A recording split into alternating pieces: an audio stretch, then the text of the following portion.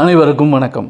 நான் உங்கள் ஜெயம் வேணுகோபால். உங்கள் ஜாதகத்தில் சரவெடி சந்தோஷமா, மத்தாப்பு மகிழ்ச்சியா அப்படிங்கிற தலைப்பில் நம்ம பேசலாம். அது என்ன சரவெடி சந்தோஷம்? சரவெடி எப்படி இருக்கும்? படன்னு ஒரே சீராக வெடிச்சிக்கிட்டே இருக்கும். டபடன்னு கொஞ்சம் வேகமாக வெடிக்கும், சீக்கிரம் முடிஞ்சிடும்.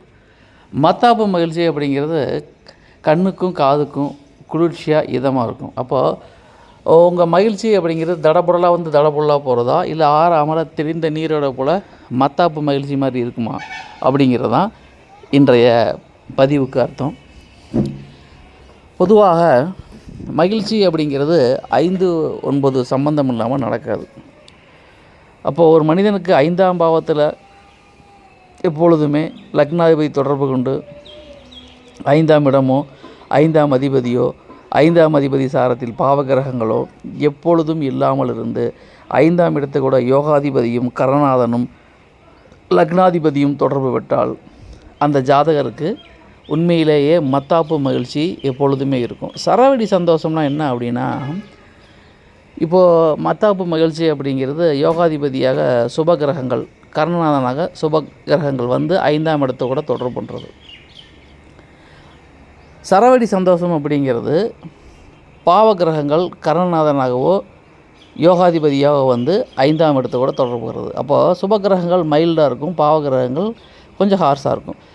அப்போ சரவெடி மாதிரி கண்டினியூவாக வெடிக்கிறது வந்து பாவகிரகங்கள் யோகாதிபதியாகவோ கரணநாதனாக வந்து 5ஆம் இடத்தில் 5ஆம் அதிபதியோடு லக்னாதிபதியோடு தொடர்பு கொள்வது. சுபகிரகங்கள் கரணனாகவோ யோகாதிபதியாகவோ வந்து 5ஆம் அதிபதியோடவோ 5ஆம் இடத்திலோ லக்னாதிபதியோடவோ தொடர்பு கொள்வது. அப்போது இதில் நம்ம ரொம்ப அதிகமாக பார்க்கறது வந்து இந்த யோகாதிபதியாக சுபகிரகங்கள் வந்து அந்த கிரகம் ஆட்சியாகவோ உச்சமாகவோ இருந்து 5ஆம் இடத்தை கூட தொடர்பு கொண்டால் அது வந்து மத்தாப்பு மகிழ்ச்சி. பாவகிரகங்கள் ஆட்சியாகவோ உச்சமாகவோ வந்து 5ஆம் இடத்தை கூட தொடர்பு வந்தால் அது வந்து சரவெடி சந்தோஷம்.